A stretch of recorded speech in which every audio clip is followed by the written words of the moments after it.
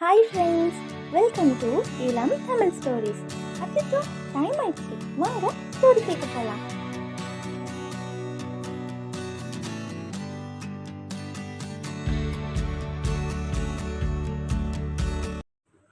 ஒரு பசுமையான காட்டில் பல மலர்களும் மரங்களும் மகிழ்ச்சியாக வளர்ந்து கொண்டிருந்தனர். அந்த நேரத்தில் ஒரு சிவப்பு ரோஜா மலர் அழகாக மலர்ந்தது. அதை பார்த்த பைன் மரம் மிகவும் ஆச்சரியப்பட்டு அதன் அழகை பாராட்டியது. எவ்வளவு அழகான மலர்! நான் கூட இவ்வளவு அழகா இருந்தால் நான் நல்லா இருக்கும். அன்புள்ள பைன் மரமே, கவலைப்படாதே, எல்லாத்தையும் நான் பெற முடியாது. அந்த பாராட்டுகளை கேட்ட சிவப்பு ரோஜா மிகவும் பெருமையாக உணர்ந்தது.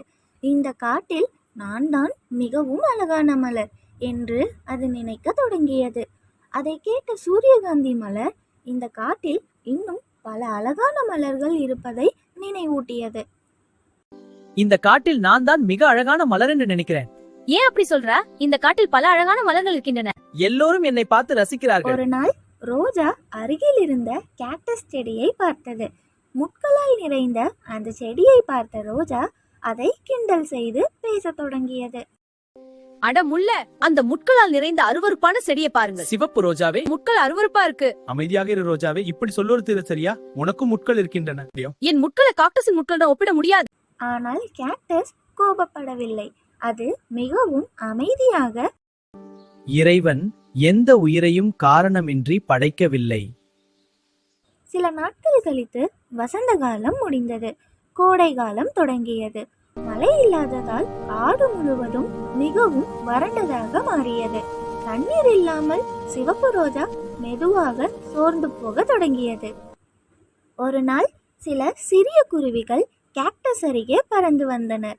அவை கேக்டஸில் தங்கள் அலகுகளை வைத்து தண்ணீர் குடித்து மீண்டும் பறந்தனர். இதை கண்டு ரோஜா மிகவும் ஆச்சரியப்பட்டு பைன் மரத்திடம் என்ன நடக்கிறது என்று கேட்டது. இந்த பறவைகள் என்ன செய்கின்றன? அவை காடஸிலிருந்து தண்ணீர் குடிக்கின்றன. அவ தொலை போட்டால் கேக்டஸுக்கு வலியாகாதா? ஆமா, ஆனால் குருவிகள் துன்பப்படுவது கேக்டஸுக்கு பிடிக்காது.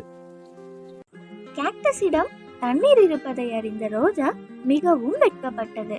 முன்பு கேக்டஸை அவமதித்ததை நினைத்து அது மனம் வருந்தியது. இறுதியில் தைரியம் கொண்டு கேக்டஸிடம் உதவி கேட்டது. அன்புள்ள காக்டஸே, நான் மன்னிப்பு கேக்குறேன். எனக்கு கொஞ்சம் தண்ணி கிடைக்குமா? நிச்சயமாக, சில நேரங்களில் எல்லோருக்கும் உதவி தேவைப்படும்.